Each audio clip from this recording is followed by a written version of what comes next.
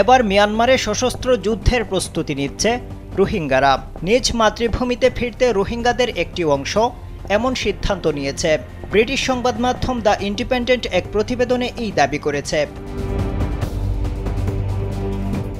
মোহাম্মদ আয়াশ ছদ্মনামে ২৫ বছর বয়সী এক রোহিঙ্গা যুবক সংবাদ মাধ্যমটিকে এই সশস্ত্র যুদ্ধের আদ্যোপান্ত জানিয়েছেন। তিনি বলেন, তাদের লক্ষ্য জান্তা বাহিনী ও অন্যান্য বিদ্রোহী গোষ্ঠীগুলোকে প্রতিহত করে নিজেদের ভূমি নিজেদের নিয়ন্ত্রণে নিয়ে আসা। তারা দীর্ঘদিন ধরে এই প্রস্তুতি নিচ্ছেন। বিশেষ করে মিয়ানমারে ২০২১ সালে গৃহযুদ্ধ শুরুর পর এই প্রচেষ্টা ত্বরান্বিত হয়। ওয়ালটন আবারও মিলিয়নিয়ার অফারে ওয়ালটন ফ্রিজ কিনে আপনিও হয়ে যেতে পারেন মিলিয়নিয়ার। মোহাম্মদ আয়াশ জানিয়েছেন, মিয়ানমার সেনাবাহিনীর গুলিতে তার বাবা প্রাণ হারিয়েছেন, যারা তার পরিবারকে উচ্ছেদ করেছে এবং তাদের এসব দুর্ভোগের জন্য দায়ী। তাদের বিরুদ্ধে লড়াই করতেই প্রশিক্ষণ নিচ্ছেন তিনি আরও জানিয়েছেন, তার মতো শত শত যুবক যুদ্ধের প্রশিক্ষণ নিচ্ছে। মিয়ানমার সেনাবাহিনী এবং অন্যান্য যেসব সশস্ত্র গোষ্ঠী যারা তাদের পথের বাধা হবে, তাদের বিরুদ্ধে লড়াই করতে তারা সবাই এক। আয়াশ জানিয়েছেন, তারা প্রস্তুত। জনগণের জন্য মরতে তিনি দ্বিধা করবেন না। নিজ মাতৃভূমিকে পুনরুদ্ধার, মিয়ানমারে তাদের অধিকার ও স্বাধীনতা যুদ্ধে তার কী হবে তা নিয়ে তিনি ভাবেন না।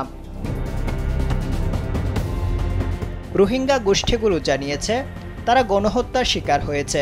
আবার ২০২১ সালে গণতান্ত্রিক নেত্রী অং সান সুচিকে সেনাবাহিনী ক্ষমতাচ্যুত করার পর মিয়ানমারে গৃহযুদ্ধ শুরু হলে রোহিঙ্গাদের জোরপূর্বক সেনাবাহিনীতে যুক্ত করা হয়।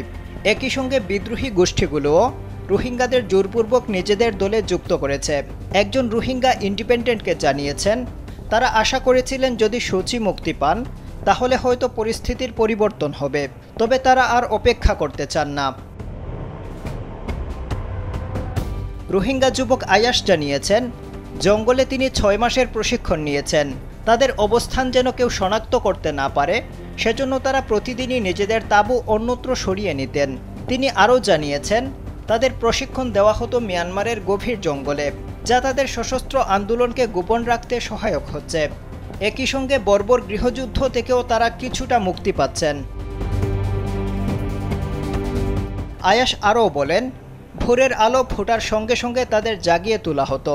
তাদের প্রশিক্ষণটা শুরু হয়েছিল সাধারণ শারীরিক কসরতের মাধ্যমে।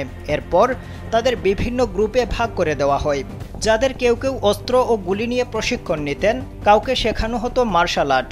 অপরদিকে গ্রুপের অন্যান্যদের প্রযুক্তিগত প্রশিক্ষণ দেওয়া হতো, যেমন সামাজিক যোগাযোগ মাধ্যম চালানো, নজরদারি চালানো, শত্রুদের চলাচলের ওপর নজর রাখা এবং কৌশলগত তথ্য সংগ্রহ করা।